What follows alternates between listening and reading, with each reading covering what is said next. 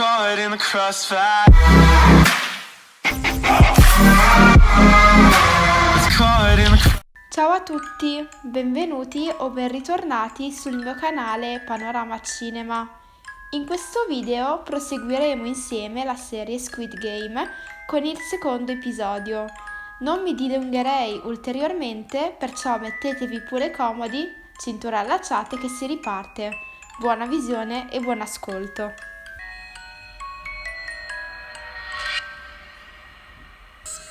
Il secondo episodio parte con le guardie impegnate a bruciare i corpi delle vittime del precedente gioco. Ritornati nella loro camerata, i giocatori si mostrano devastati e paralizzati dall'accaduto. Intanto Gyan ne approfitta per ringraziare Ali Abdul e Sang-woo. All'improvviso riappaiono le guardie e uno di loro complimenta i giocatori, presentando gli esiti del primo gioco sullo schermo. Dai 456 giocatori ne sono stati eliminati 255, quindi in totale sono 201. Terrorizzati di morire nei prossimi giochi, i giocatori pregano le guardie di liberarli e di lasciarli andare. Tra le varie proteste interviene Sang-woo chiedendo di lasciarli votare, dal momento che era la terza clausola a riferirlo. La guardia accetta, ma prima comunica loro l'ammontare del premio accumulato fino a quel momento, cercando in tal modo di far cambiare idea a tutti, senza però darlo a vedere. Rimasti incantati nel vedere il denaro che scendeva, i giocatori si mostrano indecisi se andare via o no. A questo punto la guardia dà inizio alle votazioni. Ci sono due pulsanti davanti ai giocatori. Se vogliono continuare, devono schiacciare il pulsante verde con incisa una O. Se invece vogliono smettere, devono premere il pulsante rosso con sopra la X. Aggiunge che voteranno in ordine inverso rispetto al numero che hanno sul petto. Questo vuol dire che è Gyan a dover iniziare e alla fine sceglie di premere il pulsante rosso. Sempre nell'ordine prestabilito, anche gli altri votano, alcuni sì, alcuni no, finché non si raggiunge il pareggio. L'ultimo a votare è proprio il numero 1, il signore anziano, che sceglie di smettere, quindi preme sul pulsante rosso. A questo punto il gioco finisce per tutti, ma se volessero di nuovo giocare non dovevano far altro che chiamare. Gyan e la borseggiatrice Sae-byok vengono buttati giù dalla macchina e lei si rifiuta di aiutarlo. Anche Sang-woo e Ali Abdul vennero buttati giù dalla macchina e Sang-woo lo aiutò dandogli i soldi per l'autobus. Da quando ha acceso il telefono, Sang-woo non fa altro che ricevere in continuazione notifiche dai debitori e dalla polizia. La scena si sposta da Gyan, intento a cercare di spiegare alla polizia del posto in cui è stato portato, ma il poliziotto sembra che stava dicendo un mucchio di frottole. Incavolato come una bestia, a questo punto Gyan decide di dargli il numero sul biglietto da visita.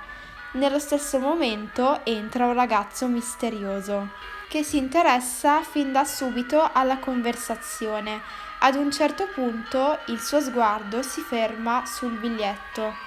Gyan in seguito torna a casa, ma non trova la madre. In seguito si imbatte in Sang-woo che gli dice che ha dei debiti. Durante la conversazione, Gyan riceve una chiamata dall'ospedale, scoprendo che sua madre ha il diabete. Lui la prega di farsi curare, ma lei non lo ascolta.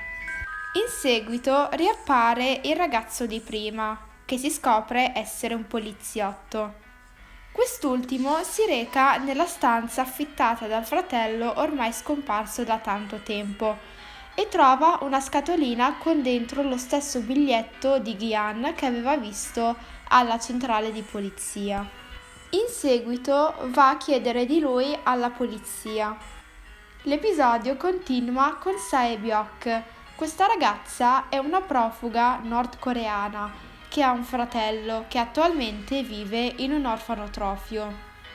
Lui le dice di non voler più restare lì e lei in risposta gli promette che non sarebbe più rimasto in quell'orfanotrofio e di riuscire a far emigrare sua madre in Corea del Sud. Poi appare Ali Abdul che si avventa contro il datore di lavoro per chiedergli i soldi che non gli sono stati dovuti per 6 mesi. In risposta il datore gli dice di non averli ancora ricevuti. Per sbaglio Ali lo spinge contro una macchina ferendogli la mano e, preso dal panico, prende i soldi e scappa via. Ritornando alla situazione di Sang-woo, a sua madre si presenta la polizia chiedendo di lui, rivelandole dei suoi debiti e lei rimane spiazzata. Spostiamoci da Gyan che mentre se la spassa a bere incontra il signore anziano e Gyan lo invita a sedersi. E tra una chiacchiera e l'altra il vecchio gli riferisce che sarebbe ritornato a giocare, visto che non gli resta molto per vivere. Successivamente non dimentichiamoci del gangster che si butta giù da un ponte per fuggire da alcuni banditi. Durante il suo tragitto il detective becca Gyan per chiedergli della storia del biglietto, raccontandogli anche del fratello scomparso, ma Gyan si rifiuta di dargli delle spiegazioni valide. Intenzionato ad entrare a casa, trova il biglietto sulla porta. Gyan, Sang-woo, il gangster, Sae-byok, il vecchio, e Ali Abdul sono intenzionati a ritornare a giocare.